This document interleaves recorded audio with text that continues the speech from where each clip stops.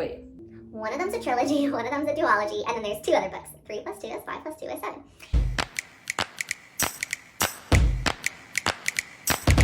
Hi everybody, welcome back to my channel Lady Literacy, where I share all of my thoughts about books. In this video, I'm sharing my top recommendations if you like reading books about the multiverse theory. For those of you who don't know what the multiverse theory is, basically the multiverse theory is that anytime you make a decision in your current life, there is an alternate dimension or reality where you have made a different decision. And because you make so many different decisions throughout your lifetime, there are an infinite amount of universes in which you are currently living out similar or drastically different lives. I've always been really interested by this theory because I think it's interesting to think of the different possibilities my life could have taken. And I also find it really interesting that I might be existing in multiple universes doing different things. I just think it's really fascinating to think about, and so I always gravitate towards books where the multiverse theory seems to be a really huge part of the plot. So because of this, I wanted to share with you the books that I've read that feature the multiverse theory that I've really loved. There have been some that I haven't liked as much, so I haven't included those. So do know that these picks are books that I would highly recommend because I feel like they explored the multiverse theory really well. Also, I haven't ranked these books in any particular order, so I'm not sharing them with you from my favorite to least favorite or least favorite to favorite. I just am sharing the ones that I know about and really love with you guys. The first multiverse book that was done really well, and I guess if I was going to rank them, this would be my number 1 pick, is Dark Matter by Blake Crouch. I've shared about Dark Matter in other videos, but let me give you a little bit of background on what Dark Matter is about. The book features a main character named Jason Dessen, and he used to be a scientist, but ended up getting his girlfriend pregnant, whose name is Daniela, and so in this reality of his, he married Daniela and continued to share a life with her, raising their son together. And there is a friend of his from the past who has just won this scientific award, and he goes and walks to a bar to congratulate his friend. He's supposed to arrive shortly after that for dinner back with his family. And on his way walking back home, somebody kidnaps him, and that's where the story really picks off. Right away, Jason notices that the person who's kidnapping him seems familiar to him, but he doesn't know why. This person leads him to like an abandoned warehouse, takes his clothes, and leaves him in this metal box and injects him with some kind of fluid or serum. And that's the last thing Jason remembers before waking up surrounded by a bunch of people in a lab that are all congratulating him and asking him, how did it go? What was it like? And Jason's thinking to himself, 1, who are you guys? And 2, where am I? I don't want to give too much else away, but again, it was an amazing, amazing, amazing science fiction and multiverse theory book. It is also a thriller, so I included it on my thriller books. I just thought it was amazing, and the climax of the story was mind-boggling. Like, I don't think I've ever been so stressed out at the end of a book as I was when reading that one. So I would highly recommend Dark Matter by Blake Crouch. The second book I want to share with you is actually a trilogy. The first book in the series is called 1,000 Pieces of You, and it's written by Claudia Gray. Can we just take a moment to observe how beautiful the cover of this book really is? It's the main reason that I picked it up. I didn't even know what it was going to be about. I just picked it up because I thought the cover was beautiful. These are the only books I've read by Claudia Gray, but since reading them, I've known that I want to read them again in the future because I liked them so much. Am I just really crooked? Sorry if I was crooked that whole time. So 1,000 Pieces of You starts off right at the beginning with the main character, Marguerite, and she has learned that her father has died and she blames one of his students. Her father is a scientist and he has different lab students that have like helped him over the years. And so there's one main student named Paul who Marguerite is convinced is responsible for the death of her father. But he has escaped into an alternate dimension. And so Marguerite chases after him, going into different dimensions to try to figure out what happened and get revenge for the death of her father. There's a lot of different ways you can write a multiverse book. A big question is, when you go to that multiverse, what happens to the other body? Like, do you go into their body? Are there 2 of you now in that universe? And so it's fun to read all these different books. I won't say how it's done in 1,000 Pieces of You. That's for you to figure out, but I actually really enjoyed it. Also, hopping into different dimensions was super fun. Like, I really enjoyed getting to see all the different alternate timelines that Marguerite's life could have taken. It also has romance in it, so it's a love story, and I just completely fell in love with the characters. I actually listened to this on an audiobook, and the reader did an amazing job with the different accents and the different voices of all the characters. I was in love with her portrayal of the characters. So I would highly recommend this series. It's a series I actually want to read again because I just loved it that much.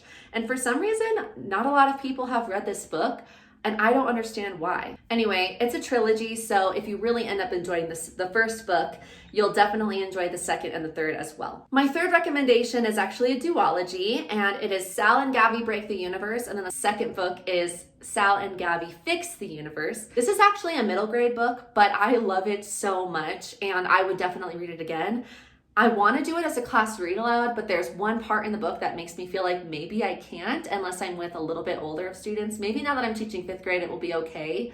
But let me tell you a little bit about the book. Sal is now attending a art school. I think he's in the 7th grade, and the school is like a school of arts. So a lot of artists, dancers, singers, musicians in general, and any other students who have some kind of talent act, they all go to this school. And so Sal's specialty is magic. He really likes doing magic tricks, but he also has this unique ability of being able to tear holes in between different dimensions and bring things, or I guess go into those dimensions. Sal discovered this ability of his one day when he was really, really missing his mom because his mother died a few years prior to the beginning of the book. And Sal is really struggling with the loss of his mother. He refers to her throughout the book as Mami Muerte. He discovered that he has this ability because he ended up bringing another version of his mom in a different dimension into his current dimension. And that's sort of how his family discovered that Sal has this ability. At the very beginning of the school year, Sal decides to use this ability of his to demonstrate his magician abilities and also to kind of get back at a bully at the school. However, this situation causes an issue between him and a student, and then in comes Gabby, who is coming to that student's defense. The bully's name is Yasmani. So it turns out Yasmani often gets into trouble, and he's this close to getting expelled. And once Sal realizes this, he really doesn't want Yasmani to get expelled. He feels really bad. And Gabby is kind of this student council head, president, really peppy, responsible, mature girl for her age, and is also friends with Yasmani. And so she comes into the office with the principal to try to stick up for Yasmani and keep him from getting detention. And that's how Sal, Gabby, and Yasmani all ultimately end up kind of sort of becoming friends and working together. Well, it turns out when Sal ripped this hole in the universe for his magic trick, he ripped a hole that's not closing very well. And so that kind of becomes the big problem in the story that Gabby ultimately ends up trying to help him fix. The second book follows a similar process, as we find out in the second book that Sal's parent, Sal's dad, is trying to create a way to close all multiverses off from each other so that people can't travel between them. And that ends up becoming a problem in itself. I loved the characters in this book. I think Yasmani is an amazing character. Sal is hilarious. And Gabby, I think everybody has a Gabby at their school that they can relate to. So that was kind of fun as well. I appreciated that while there was the main problem of this whole traveling between dimensions or multiverses, Sal also has to handle missing his mom. And I think a lot of kids could really relate to the loss of a parent and really wanting to have that parent back with them, and could potentially put themselves in Sal's shoes and think of how hard it would be to have the ability to bring in a mother from a different universe that's not from your universe, taking her away from that version's Sal, and the struggle with wanting to do that and really being able to heal from the loss of a parent. Also, a lot of the students are Cuban in this area. I think it's in California, but a lot of the students at the art school are Cuban, and a lot of them speak Spanish. And so Spanish is prevalent throughout the book as well. Sal is Hispanic. I think he's Cuban. I'll look into that and double check. I was right. Salvidon is Cuban. He was born from 2 Cuban immigrants. I found this really cool infographic about him on a Rick Riordan fandom page, so I'll put that in the description. But I also forgot to mention that he has diabetes, which I thought was really cool because any students with diabetes could also relate to his character. but he refers to his mommy or his mom as Mami Muerte, and then Mami Vida when he meets a mom from a different dimension who's not dead. And so I also enjoyed the weaving in of Cuban culture into the story, as well as Spanish. Ultimately, I just fell in love with this book and I fell in love with the characters. I haven't felt this strongly about a book since I read Front Desk by Kelly Yang. So I would put Sal and Gabby up there as a middle grade book that not only should all young students read, but also all adults. I don't think that you would regret reading it at all. It was a great book. It's easy to read. It's super funny and fun and lighthearted, and just overall a great book. The last book I put on here is actually a book I read recently called The Midnight Library by Matt Haig. And I had no idea what this book was about. So just like with, I didn't say this before, but when I read 1,000 Pieces of You, I actually just picked up the audiobook from the library because of the cover, and obviously ended up loving it because it touched on the multiverse.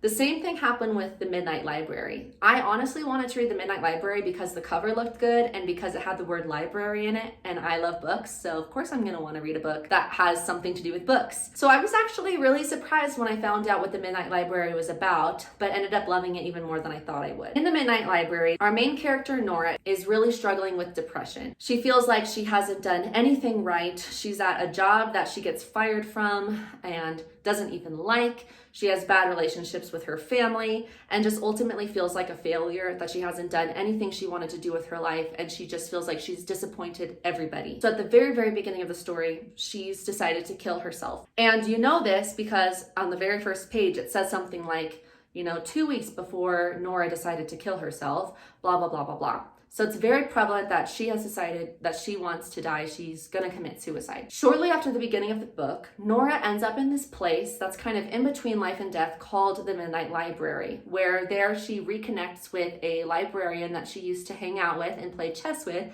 as a little girl. The librarian tells her that she must not really want to be dead if she's in the Midnight Library, and so she has a little bit of work and thinking to do in the Midnight Library, which is going to determine whether or not she actually lives or dies. And right away, Nora's like, I want to die. And the librarian says, well, if you really wanted to die, you wouldn't even be here. So you can just sit here and wait to die, but it's never going to happen until you deal with whatever it is that you're supposed to deal with while you're here in the Midnight Library. Like, you'll be stuck here until you do the work to get out, one way or the other. But once Nora is open to the idea of doing whatever work it takes, the librarian shares with her a book. And this book is called The Book of Regrets, and it's really heavy and it's full of every single thing that Nora regrets in her life. And the librarian shares with her that the rest of the books in the library, save for one, are alternate stories that her life could have taken, and encourages her to think of a life that she could have lived out that's different from the one that she did, finds that book for her, and then Nora starts reading the book and falls into that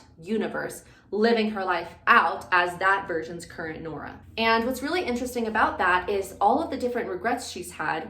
If she decides to fix those regrets and live out those lives, she's really not happy in those lives either. And the way that it works is, as long as she's happy in an alternate universe life, she'll stay there until she's unhappy enough that it brings her back to this Midnight Library where time basically stands still. So she's living out lives on the regular timeline in these alternate dimensions, but then if she leaves those dimensions, she comes back to the Midnight Library and time in her life has just stood still. I really liked this book. I thought it was incredible because I think a lot of us have regrets and wonder what our life could have been like if we had made different decisions.